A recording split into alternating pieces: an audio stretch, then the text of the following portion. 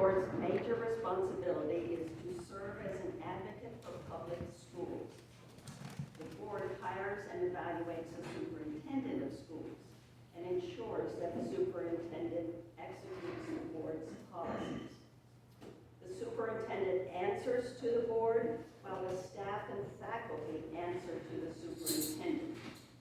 The board does not hire any other staff. While the superintendent and staff create and propose the budget, the school board reviews, approves, and monitors the budget.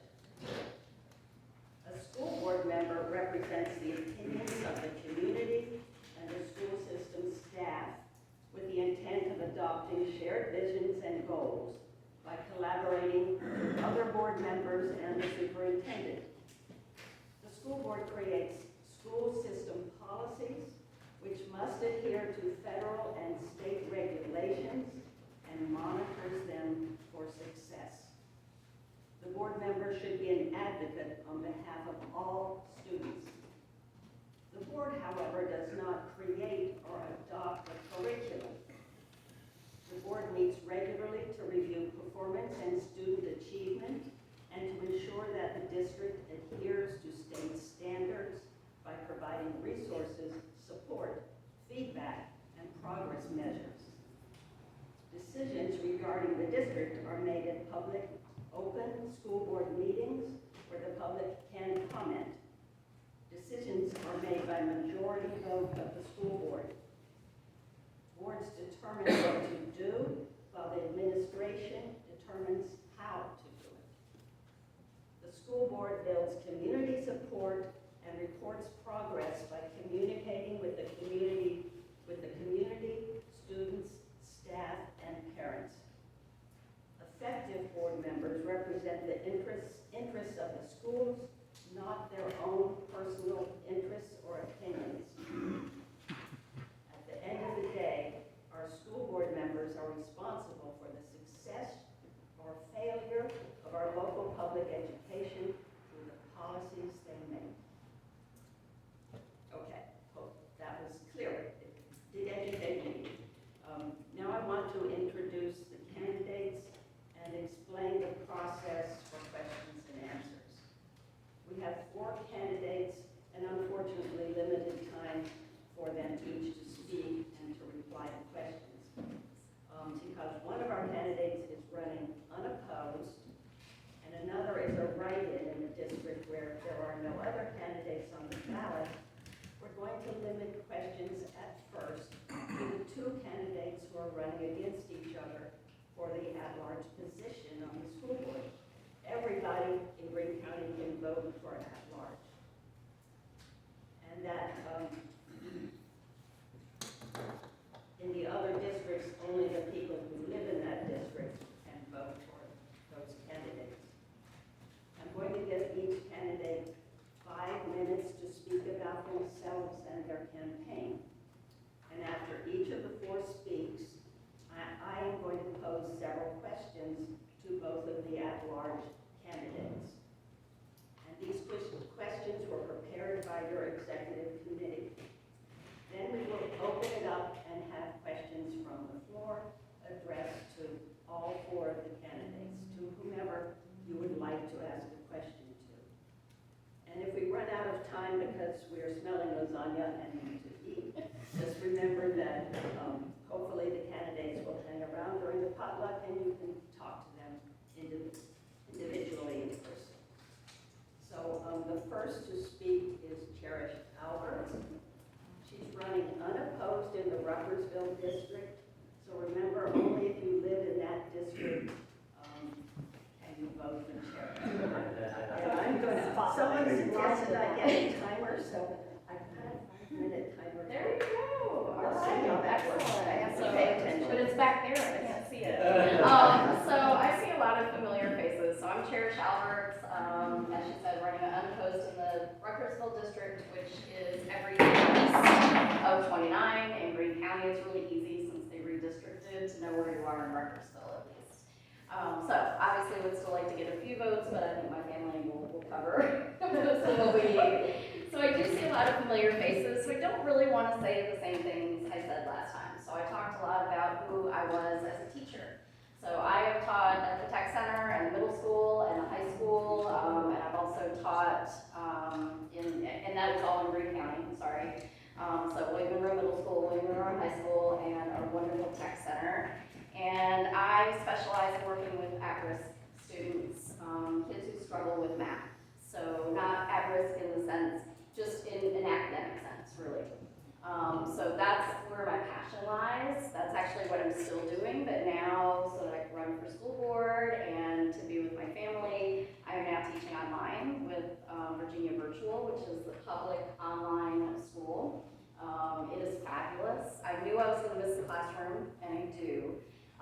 But I'm finding incredible joy with connecting with these students through the computer as well. There are so many students that for a multitude of reasons, you know, an education online is better for them. So I'm really happy to be doing that.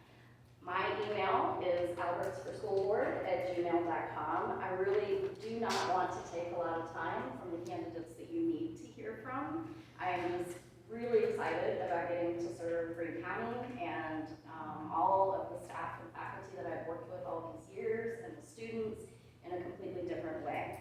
And I hope that I can sit on this board in a truly independent manner and talk to all of our citizens and all of our students and all of our faculty and staff and represent them as best I can with every issue that comes before me.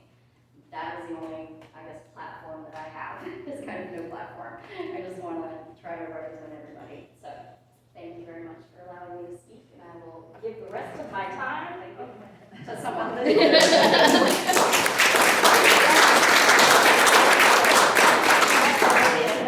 but I have to have this empty before I Next to speak is Kara Vickers. Kara is running as a representative from the Monroe District, and that district consists of the Swift Run and Dyke voting precincts. And only if you live in those places can you vote for Kara. And just out of curiosity, I hate to ask this, but who lives in that district here? Okay.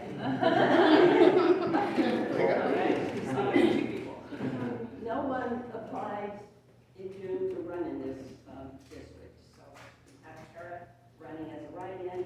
It's the least populated, most rural, and most conservative district in Greene. And we don't know if anyone else is running, but we heard Kara wanted to run, and she's here tonight. Hi everyone, my name is Kara Vickers. So I wrote something on here so I don't get off track because I tend to do that sometimes. So I just want to tell you guys a little bit about myself because I haven't lived here too terribly long and don't know many of you personally. I've worked in the public school system for over 10 years. I started my career in public education as a school bus driver and quickly took on the role of a supervisor and certified trainer with the Department of Education. My experience in the transportation department gives me an insider perspective that clarifies the complex needs of providing and scheduling school bus drivers and staff. School divisions across the nation, including Greene, are struggling with staffing in these areas. I'm currently an in-school suspension coordinator and STEP coach at Albemarle County Schools. I have a unique perspective in this area and with the needs of students.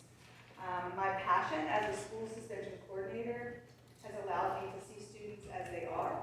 I sometimes see students at their worst and definitely at their most vulnerable.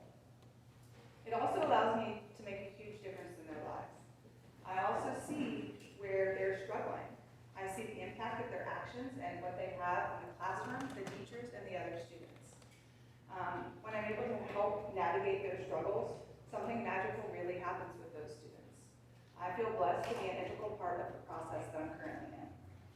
I am a passionate advocate for educational excellence, and I hope to use my experience working for public education to empower our community's children for lifelong success. I want to help shape the future of Greene County schools, one school board decision at a time. Investing in our schools is investing in America. I've lived in rural Albemarle County most of my life. I did move to Greene with my husband of 22 years and our 3 children a few years ago. We're happily settled in the beautiful foothills of the Shenandoah Mountains, right in the Dyke area, where it allows us to live the rural life that we currently love. Thank you for having me.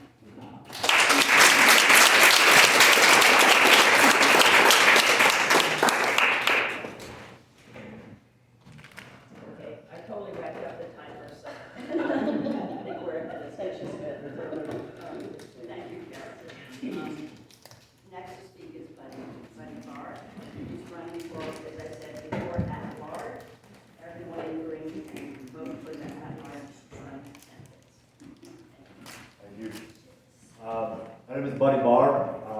Been in Ruckersville for about 9 years now. My family and I moved up here from South Carolina back then.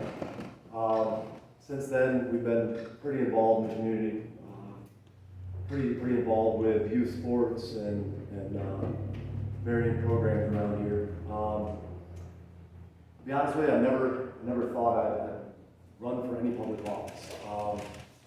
Never interested me. I decided to run for school board, partially because I was asked if I would consider it. And the more I started thinking about it, I really started off as I'd consider it. And then word got out that I was considering it, and it came back to me as I heard you running for school board. So after that, I had to put some thought into it, and I realized that why I'm so involved with kids and why I'm so involved with school functions and school nonprofits is because I truly believe that there should be blue-collar representation on school boards. I think we've forgotten the importance of, I guess they're called alternative job paths or alternative paths after high school. But the trades are what trades were what was there before college existed. Some people joke with me, I'm not against college. I just think that kids should have a better idea of why they're going. So again, I think there should be blue collar representation on the school board to encourage kids to see what success can look like without necessarily going what has become a more traditional path.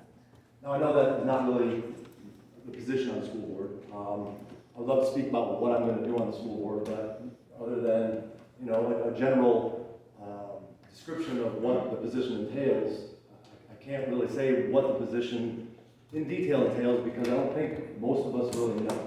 Not a lot of us get to be behind closed doors in those meetings. So first and foremost, I plan on learning what the position entails. I've already met with certain teachers. I've met with Dr. Whitmarsh to try to understand what I'd be doing there. As far as I've been told, as far as the general description says, mostly what we're doing is voting on the budget. And that's what I've been told. Mostly what we do is vote on the budget, not policy. The policy comes down from the state. So if we're to be responsible for the success or failure of our school system, how much control do we really have other than voting on the budget? If everything comes down from the state, we just have to accept that. So to me, what I figured out is my position on the school board is going to be advocating at state level. At least going and speaking to people, trying to figure out who to talk to make sure that we have a little more control locally over the success of our local schools. It's hard for me to believe that someone counties away or someone states away, someone in the centralized government really truly understands our community. Every community is different, every person's different. So I really feel like it would be beneficial to try to expand on just going to school board meetings, just voting on budgetary items, and just kind of going with the flow. So with that said, it's going to be a learning process again. I don't have an agenda. I don't have anything I plan to try to implement while I'm there. The world's a diverse world. To try to convince everybody that one representative of 5 on the school board is going to step in there and make big changes based on personal views or personal ideas of what should happen, to me is a bit, I don't know, I'd say absurd. So again, my plan running for school board and why I'm running for school board is to learn what goes into implementing policies and procedures and curriculum for our children, but also to be a loud advocate, like what's happening today. I think it's important that we thoroughly discuss things. We discuss perspective, we have an open mind about those things. So my plan to run for school board is based on learning and understanding that kids these days have a diverse need. They have a need to consider options, consider where they're going in their lives, and I think that basing our decisions on a more local level is very important. So I plan to be vocal. all the kids and for our community, more than just accepting what the state or federal government gives to us. It may ruffle feathers, but I plan to be outspoken in that position. Other than that, I've also found that these days, it seems that over the years there are a lot of distractions in schools. To me, anything outside of an objective education that can be a distraction should be kept out of schools. Our kids are not political pawns. Our kids are not there for us to try to utilize for our own personal agendas. They're young and manipulable and impressionable. So to me, anything that is a distraction outside of these kids learning and growing and understanding what will help them be successful as adults is not necessary in schools. On top of what is necessary in schools and being outspoken for that, I do believe that we need to hold parents accountable too. Might not be a popular opinion or a popular thing to speak out on a school board, but I do believe that there are situations where teachers feel like they're left hanging. The administration is beholden to the state and what they can do, and sometimes as representatives on a school board, it's our position to speak up for those teachers and hold parents accountable for how their kids are acting as well. So I had a lot of stuff written out as well, and I tend to get long-winded, and everything I wrote out was too long to be up here. So I shot from the hip a little bit today, and that is what I believe is important on our school board. And other than that, I'm happy to field questions. We'll have questions later. Oh, I'm sorry. Okay.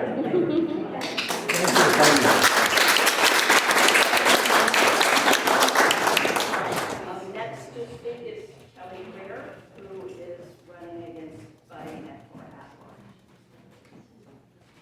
Hello, everyone. Some of you have heard me speak. I've come here and given a speech before. My name is Kelly Greer. I am a local parent to 2 kids. They're both in the middle school, and I'm also a trauma therapist. So I have a private practice. I operate both online, out of my home, and then an office in Charlottesville as well. So that's a little bit of a background. I wanted to talk a little bit about what qualities a good school board member would have. And I'm going to use my index card. So that's what I'm going to try not to look too much. I feel like a school board member should have a passion for public education. It feels pretty essential, right? We should care about public schools if we are going to be sitting on the school board. They should have a knowledge of education policy, albeit it's not great reading, but it's important that if we represent our schools, that we have an understanding of what it is that we are speaking to and what it is that we might be voting on. I believe that they should have good communication and collaboration skills. We have to work together as a team of 5 and then also represent the entirety of our community, our county, our school board, our teachers, our administrators. They have to have good decision-making skills.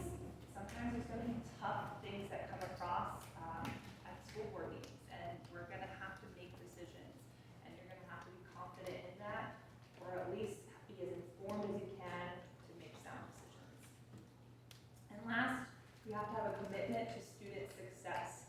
You've got to care about these kids and care about the outcomes, whether that looks like what our academic assessments look like, the scores that we get from Virginia, or just the general morale of our teachers and our students. So why would I be good for all of those qualities? What makes me a good school board member? I'm going to talk about that. When it comes to passion for public education, I am a public school kid myself, kindergarten through high school. My own family, they went to different schools, like whether my mom went to Catholic school her entire life, and that's had some impact on her. And my brother went to a Catholic high school, and I'm really so grateful that when it came to my time to go to high school, I got a choice, and I chose to go to our public school. And it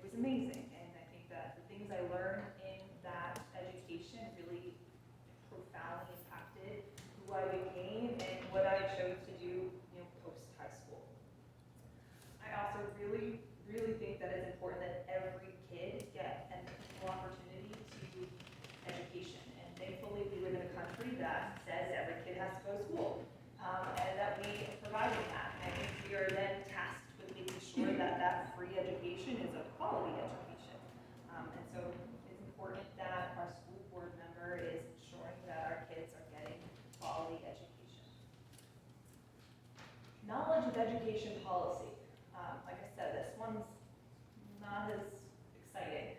And so I think what I provide is a very detail-oriented skill set.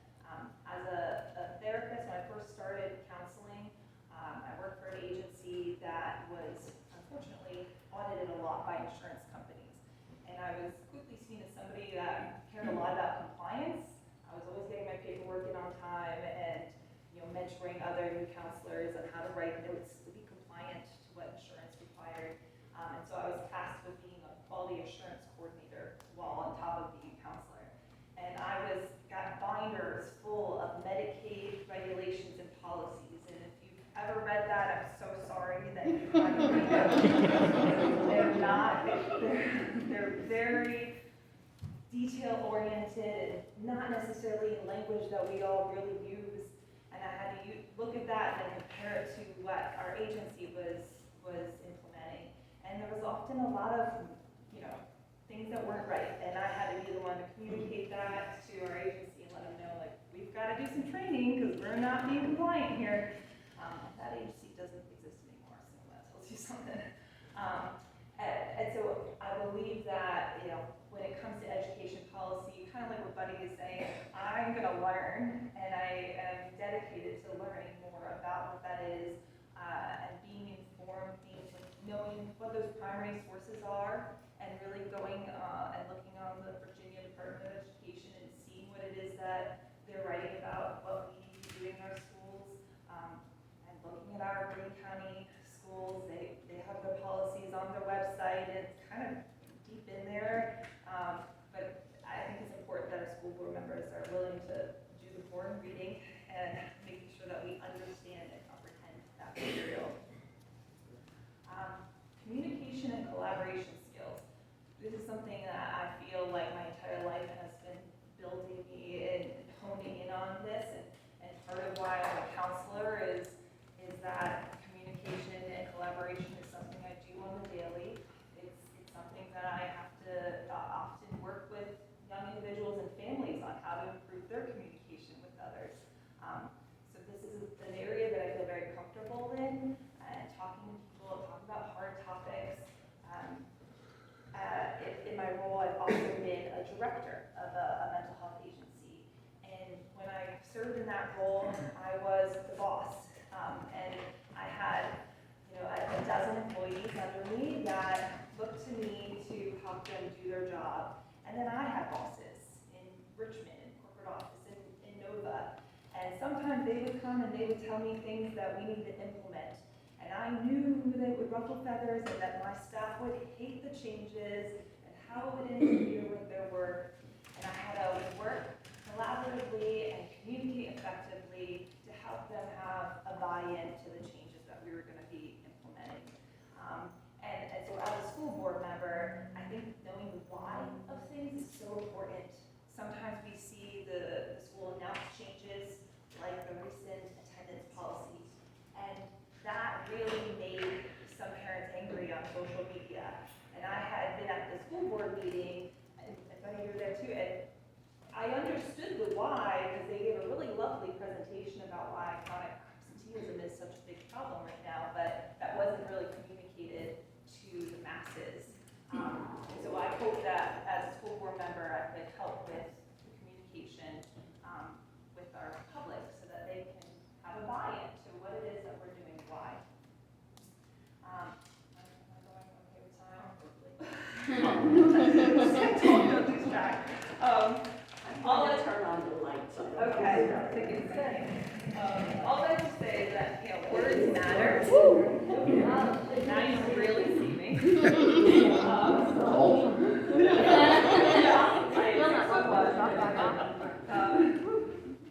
The words matter, and they set a tone and a mood, and they really allow for collaboration. And so I feel like that's something that I can offer and that I have a lot of experience with. Decision-making skills, sound decisions based on evidence and input from others. School board, we gotta talk to our community, we have to know what they're thinking and feeling, and then we also have to know what the state is saying, the federal government is saying, what our superintendent is saying. So all of these things have to be considered.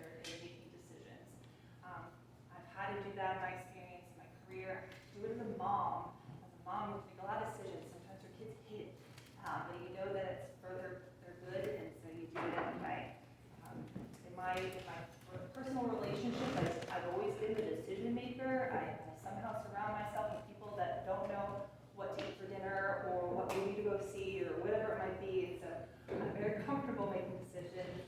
You know, I see myself as very decisive, but not necessarily reactive. And last,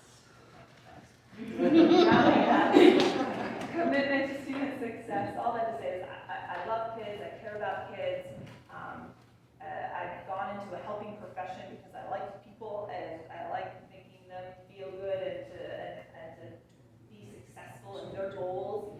And so I'm really committed to ensuring that our students get an effective education, that they are feeling safe, supported, seen, and understood, while they're also getting a sound quality education. And that is all.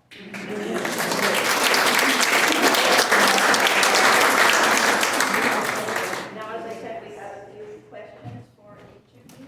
Anyone mind give us an alternate? And if you want to sit down when you're not. Oh, sorry. Are we all coming up or are we? First. Oh, my gosh. I've never done this. Would you like us all to stay up here? Have them sit down there. Yeah. Oh, yeah. Like chairs, your book really tall.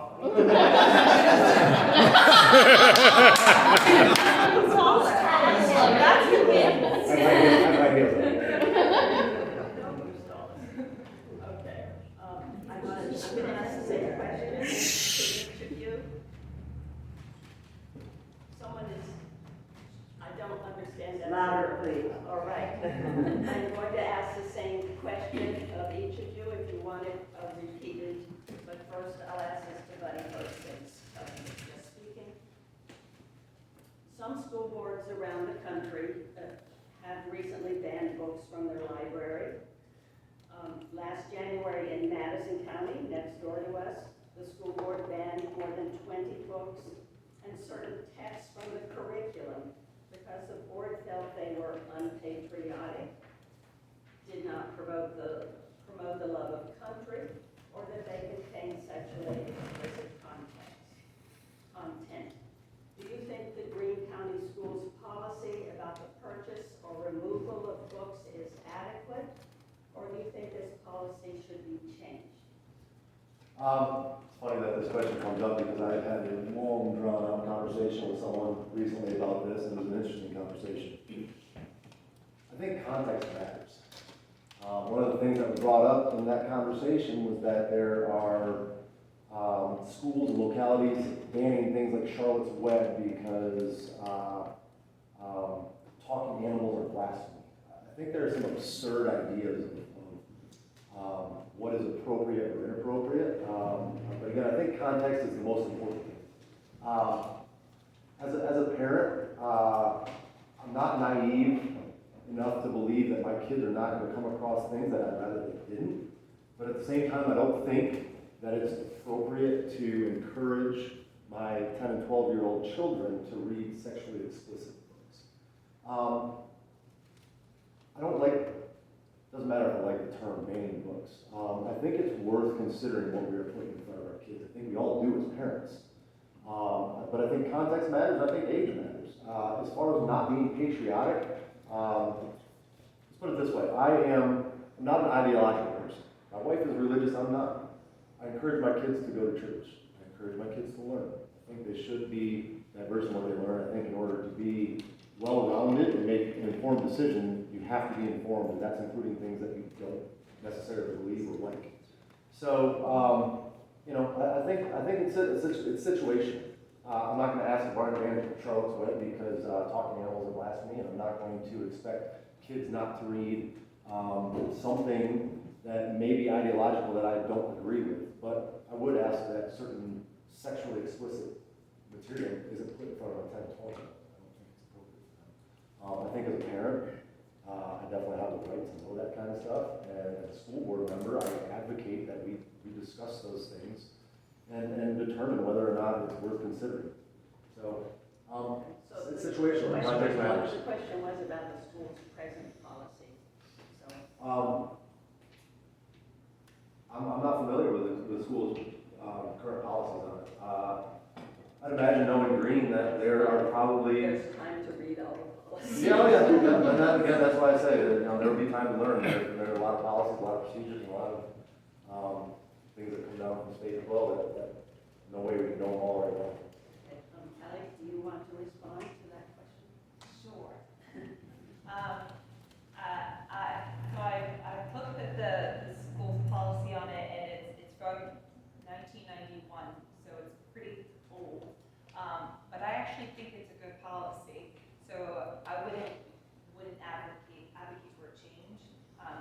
It's a multi-step process, so if a parent or community member has an issue with certain instructional material, they can report that issue to the school, and then the school can try to clarify why it's there, and if the person doesn't like that answer, then it can go to the next step, which is the superintendent, and then a reconsideration committee made up of multiple people to include students, community members, staff, administrators.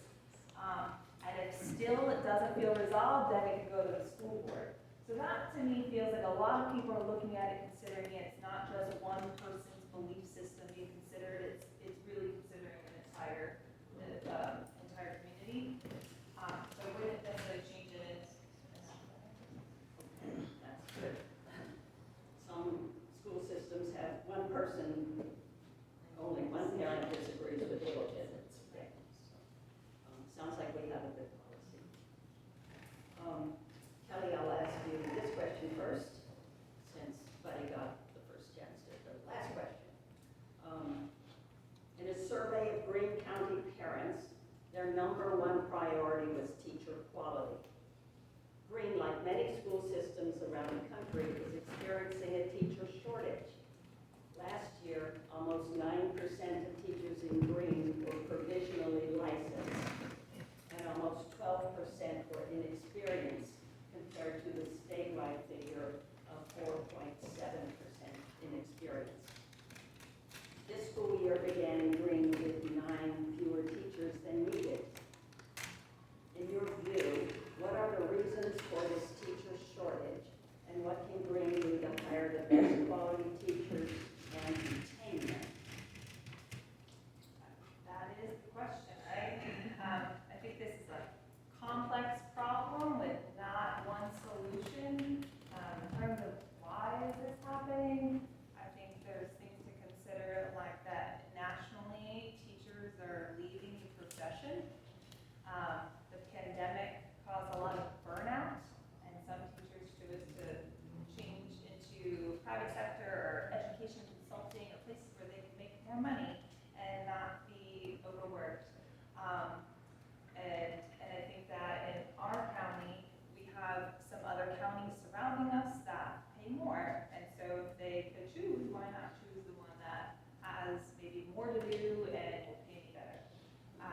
And so we have to be mindful that we are Greene and we are a smaller county, and so we can't pay what Albemarle and Charlottesville necessarily pays. But I think that we need to be competitive and keep in mind that we need to pay our teachers and our administrators, and not our administrators, our school staff fairly. At the school board meeting this week, I was appreciative that they seem to understand this is a problem and are actively wanting to work on it. One of the things that was suggested that I thought was a great idea was creating a cohort for teachers that might be interested in going on a path toward becoming an administrator. And in this way, they're trying to promote teachers to see, hey, you have a growth opportunity here in Greene, stick with us, we'll help you and mentor you to get there. And then we get to keep our staff longer, because they then end up being administrators here. So I thought that was a great idea. I think one of the things that I think is missing that I would recommend is a subcommittee that is focused solely on teacher retention and gain teachers.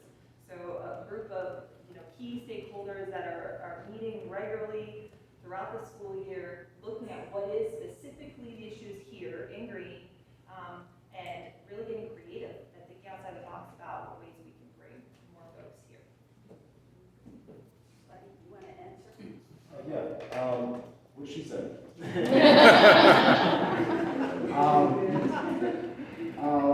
I think we should tax all of our citizens more. I'm just kidding.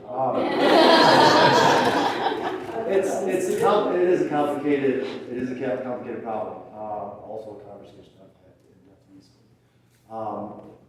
There are less teachers coming out of college. There are less people interested in becoming teachers. There are people who can work from home and end up getting out of teaching.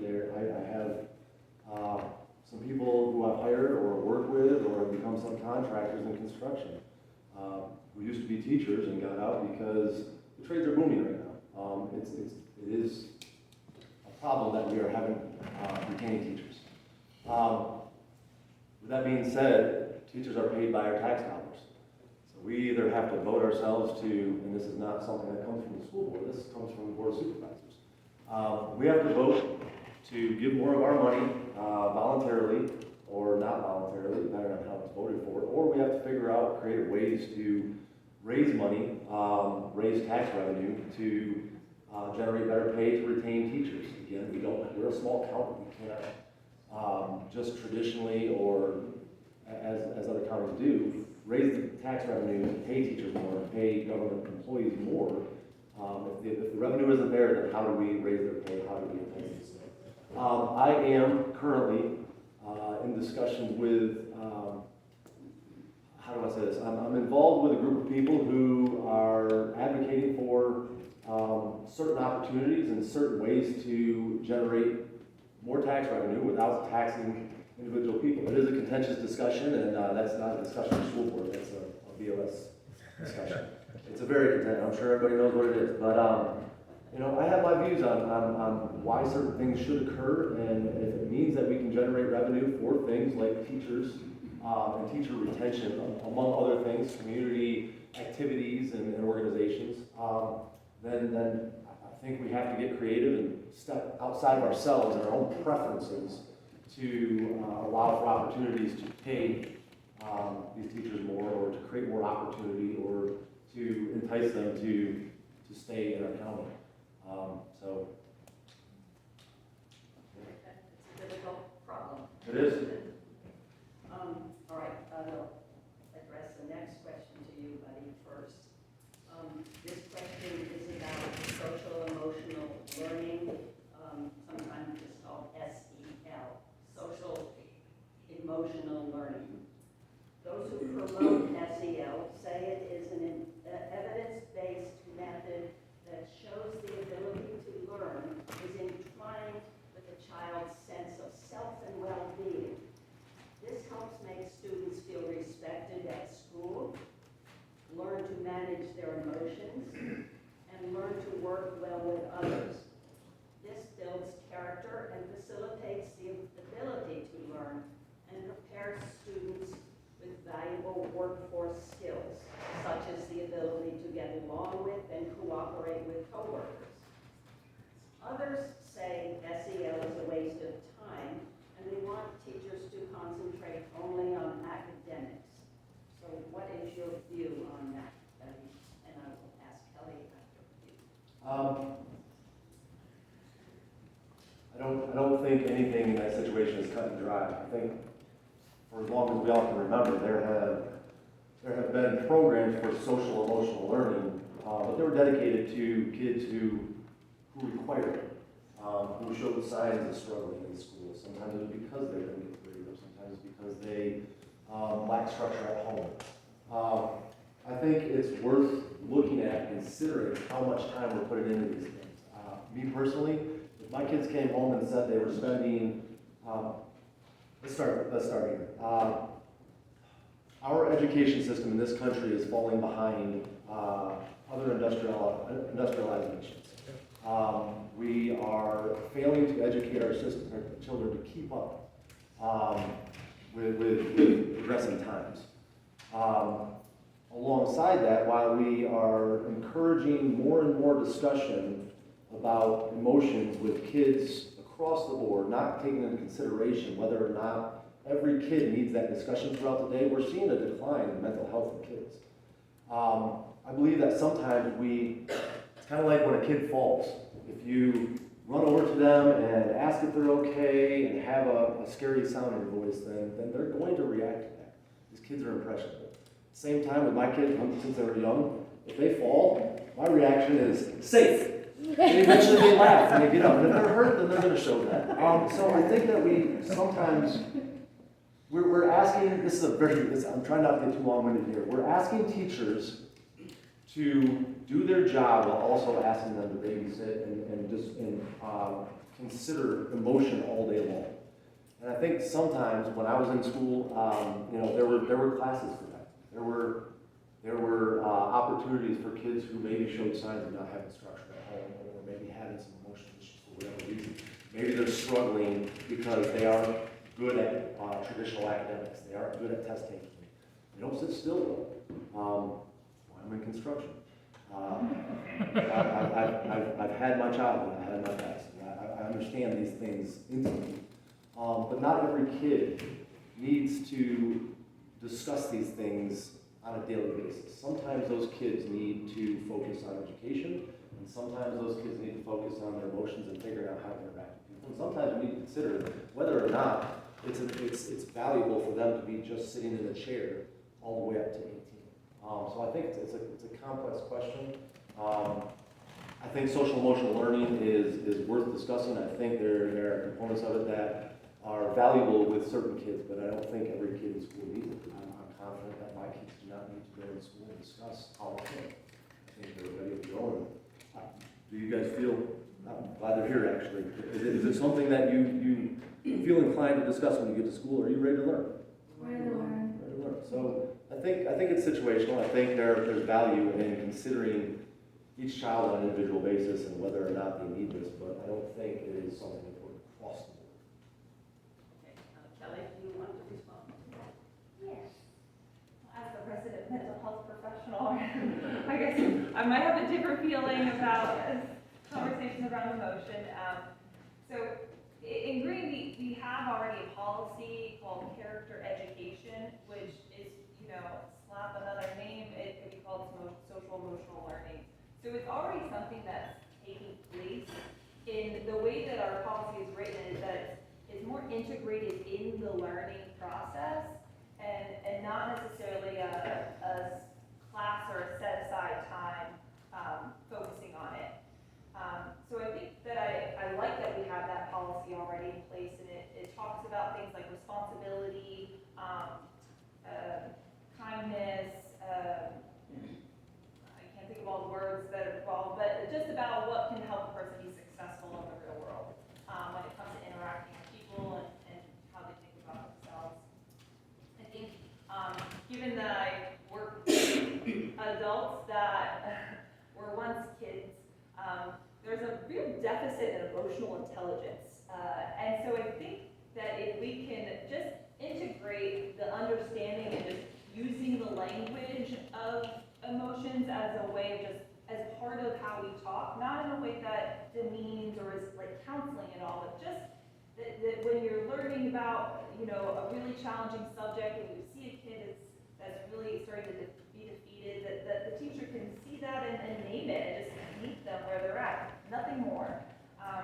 And so I think there are ways to incorporate understanding emotional intelligence and also how to integrate how to be a good human with other humans, conflict resolution and stress management. These are things I wish I learned sooner in life because I had to really figure it out as an adult.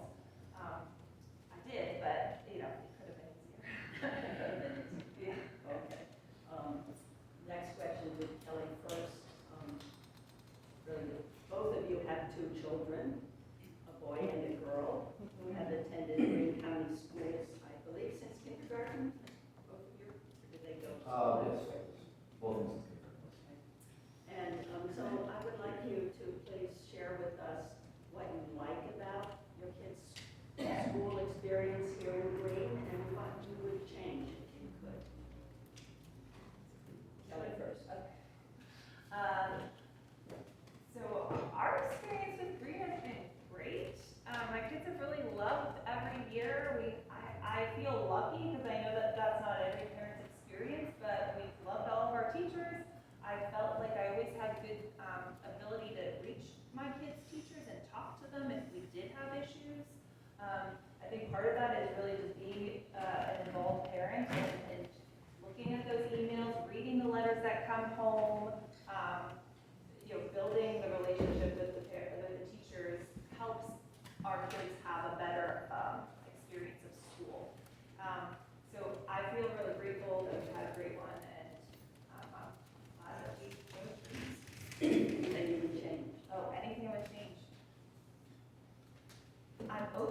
I'm always open to things evolving and changing when I see it as a need, but I don't have anything right now that I would name that I want to change.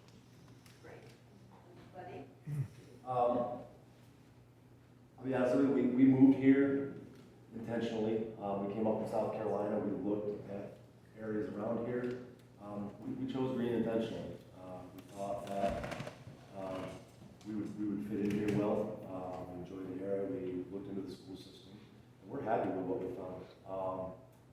Happy that we got these kids back in school quickly as possible, got them back in their seats, got them learning again, got them to normalcy quicker than a lot of other school systems did. I'm really happy that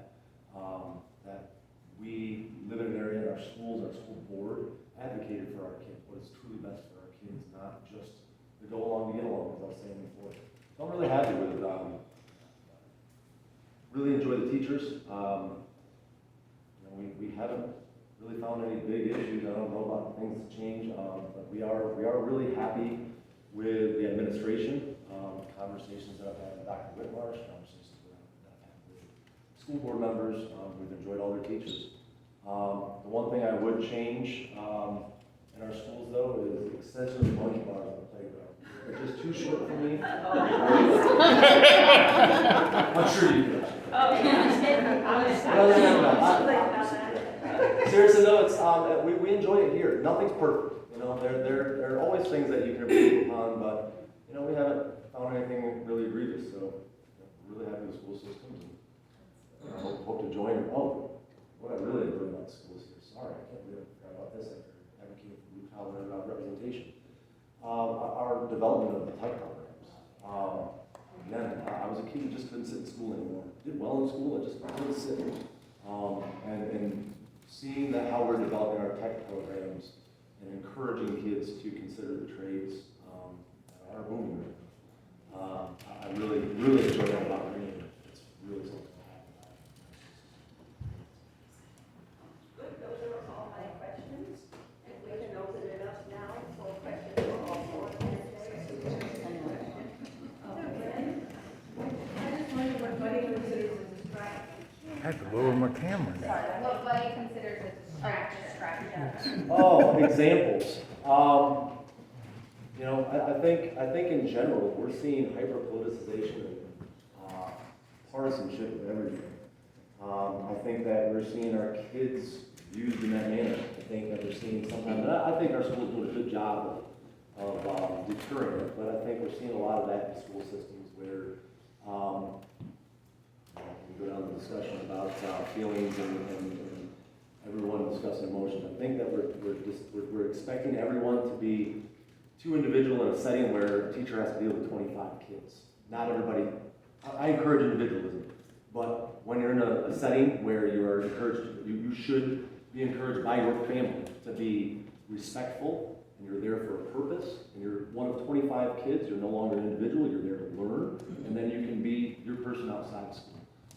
So I think there's distractions with how we are allowing kids to be, and this goes back to holding parents accountable, how we're allowing kids to be disrespectful to teachers with phones. Kids with phones. I'm sorry, it can be as unpopular as anybody wants, but kids are not allowed to walk around with phones. They're young, they should be experiencing life and communicating with people and not buried in technology. I understand that's where the world is going and they need to learn it. But when they're in school, they're not to be distracted by a phone. We've had instances where kids are completely disrespectful to teachers and they have a job to do, and a hard job as it is with 25 other kids that should not be dealing with this. This is what I mean by holding parents accountable. And again, I'm not always going to have the popular opinion, but I will make sure that if something needs to be said, it's going to be said, and I'm happy to have a discussion about it. I enjoy dissenting with people, so I'm always happy to discuss it. But things like that, technology and kids being disrespectful to teachers and not being held accountable. Any more questions? I don't even live here, but Next. That's okay. I'm curious as to what curriculum is actually offered in Greene County that is directed towards tech education.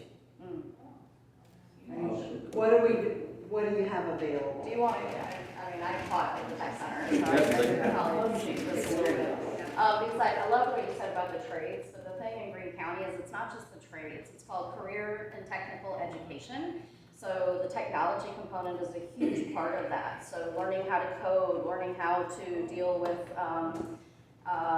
motors and mechanics and those types of things are fine, but also with computer, robots and robotics and, you know, building and coding and those types of things. So all of that is part of web-based design, and I mean, I don't know all the programs, I can't list them, but the trades have been there for a long time, but they've just been building and putting these other programs on top of it, and that's what the expansion is in Greene.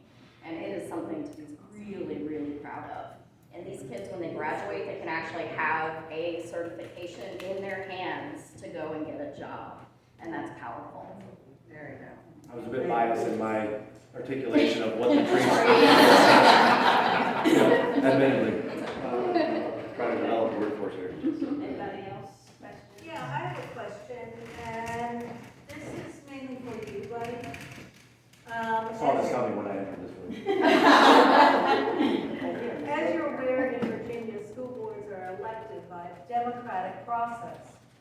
Representative members and the elected person who becomes an official swears the oath of office that goes something like this: I do solemnly swear or affirm that I will support the Constitution of the United States and the Constitution of the Commonwealth of Virginia, and that I will faithfully and impartially discharge all the duties incumbent upon me as a member of the school board.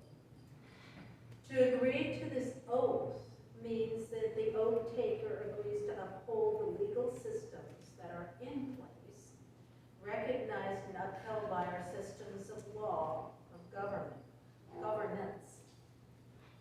You have been quite vocal and an outspoken critic of engaging in the democratic process. We all realize that Greene County is a growing community, both in numbers and the diversity of the populace. And the school board listens to and represents the wants and needs of the entire community within the roles and responsibilities as we've outlined of the body. So here comes the question. What experiences do you have in working with a group of people whose opinions differ from yours? How have you demonstrated your ability to reach consensus in those situations? And as a member of the school board, how do you see yourself working in our democratic framework, which you have frequently expressed displeasure and a willingness to disregard? That I frequently, can you repeat that last part? Sure. Which you have frequently expressed displeasure and a willingness to disregard. Willingness to disregard. I'd be curious for you to expound on that, but I'll answer the other parts. Situations where I've had to work with diverse groups of people. I've been in construction my whole life, but I have worked in other industries. I was in massage therapy at one point. I worked in retail. I was a department manager at Home Depot in Las Vegas. I'm a business owner. I have to deal with people all the time. I have to deal with diverse groups of people, and I have to communicate with people, and I have to make tough decisions sometimes. I've coached youth sports for over a decade probably now, some even before my kids were born or were able to play. I've coached kids that weren't mine. So I'm able to work with people. I'm able to have discussions. I'll be honest with you, I like sometimes contentious discussions. They're what makes our democracy the freedom of speech and the ability to articulate your thoughts and opinions. I don't always have to agree with people, but if I have a strong feeling about something, then as an individual citizen, I'm going to express that opinion.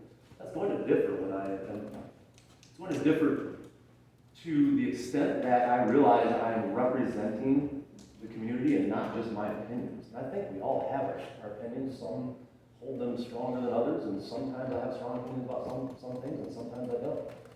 Sometimes I like difficult discussions, and I'm not opposed to engaging in those discussions. So I have expressed I mean, I can only assume that we're probably talking about COVID times, and I expressed my disdain for certain protocols that were implemented, and they were not laws. They were mandates, which is not a law. They were requirements, which was not a law, and they were implemented on our kids. I mean, we want to talk about mental health issues. We saw it go through the roof during COVID. And that affects our kids. I think the data is out now, and we can agree or disagree or agree to disagree on some of these things, and that's a long discussion I don't think is worth having right now. But the data shows that some decisions were made that were not in the best interest of our kids. As I've discussed with Dr. Whitmarsh, I understand that she had a position. I understand that there were teachers to consider. And I expressed to her that that was me as a parent and as an individual citizen discussing my preferences and my opinions as an individual citizen. But as a representative of the school board, I understand that I have to have a different decorum and a different approach if I'm on that school board. With that said, I hope I answered all of the first parts of your question, but can you expound a little bit on my my disregard for law specifically, not necessarily mandates or preferences or regulations, but actual law? I can't address it specifically. Okay. It is a tenor that comes forward in your interaction with social media Mm-hmm. and those things that you choose to post or repost. Would you not say that? I'm sure that in this room, there would be disagreements in some of my personal opinions and some things that I hold dear within my household. Anyone who truly knows me, it's funny how I'm associated with certain people who equally dislike me on the other side. I've always been pretty fiscally conservative. Within my own household, I'm pretty conservative, but socially, I'm pretty liberal. I'd say libertarian. I don't care what other people do with their lives. Their kids are their kids. So again, being outspoken, we all speak, sometimes loudly, sometimes subtly. I'm an outspoken person. I think that makes me a good fit for saying what needs to be said sometimes. And I'll bet Cherish and I have had some conversations, and I've heard from some people that they're surprised when we get into one-on-one conversations about some opinions that I have. Sometimes I express them strongly to encourage discussion. I enjoy the discussions. That I'm not as hard-headed and probably arrogant as some people would perceive me to be because of different opinions. So if we can't address anything specifically on legislation or laws, then I can't really answer the question of how I disregard the laws, but I will speak strongly as an individual against certain things I disagree with. I mean, throughout history, we've had laws that we all, and I think in this room, we all disagree with. That if people didn't speak up strongly sometimes against those laws, that nothing would have happened. And we can agree and disagree on certain laws or certain requirements or regulations, but you're right to speak loudly sometimes about those laws is what makes us a democratic society. Thank you. Okay, we have time for one or two more questions. Anybody else? Pete made a chocolate cake, so he gets. Is your question who likes chocolate cake? I'm not kidding. Do I get the question? Oh, Pete's got it. Oh, I'm sorry, I thought you raised your hand. No. Yeah, buddy, I live in Midway, and for that reason, you and Kelly are the only two folks up here that I can vote for. Mhm. And I have already asked Kelly questions at previous meetings, so my questions are going to be directed to you, okay? Before I get to my questions, I want to make a comment. I certainly support your support of technical education. Yeah. Very good that you said that. You, and many people have said it, you're the first one to say it. And I support that. That's very important. I do think Green does a very good job in their technical trades education. So, now my question. I read your piece that was in, why you're running and so on and so forth. And I have a question based on one of your statements, which is, members should be willing to make the hard choices that limit distractions from the goal, bolstering our children's abilities, strengthening their weaknesses, and educating them for a successful life, so on and so forth. We've talked a little bit about what the distractions are and what you feel. My question is, as a school board member, what kind of hard choices do you think you'd be empowered to make to limit those distractions? In other words, what could school? Well, if we vote on, if we are to vote on policies, obviously some of these things come down from the state, and it would be more advocacy at the state level, or discussions at the state level, through certain avenues. But within the school, if there are policies that are voted on, for instance, I think the easiest one to discuss is phones. Kids walking around with technology distracting them from what they're supposed to be doing and being disrespectful to teachers. I think as a school board, that would obviously have to look into the details of this, that we are able to vote on policies restricting kids' ability and teachers' ability even to be distracted by phones when it's inappropriate and when there are lessons being taught. I don't want to say teachers because as an employer and a contractor, I'm well aware that employees get, adults get just as distracted by there's so many distractions. And I am far from perfect with this. I just think that we have the ability to vote on certain policies that limit distractions, maybe policies on how teachers are allowed to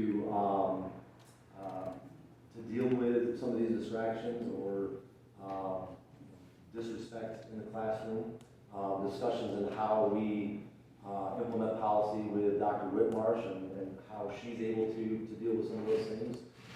The details of how we are able to vote on that, being one member out of 5 too, it's, I'm not 100% certain this is stuff that I have to learn in a position, and maybe discussions sometimes in closed sessions. Do you know enough currently about Green's policy about cell phones, for instance? I Do you do. know that it should be changed now? Well, I do like that that there have been certain policies put in place that restrict kids' use of cell phones and ability to carry cell phones. I know that there are disciplinary actions that are taken, that were voted on to be taken to limit kids from walking around school with cell phones, using it for inappropriate things, let's just generally say.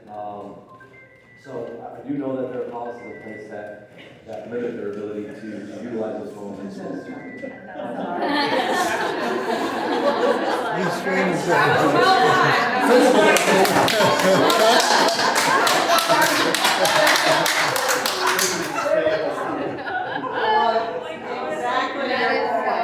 Did you enjoy?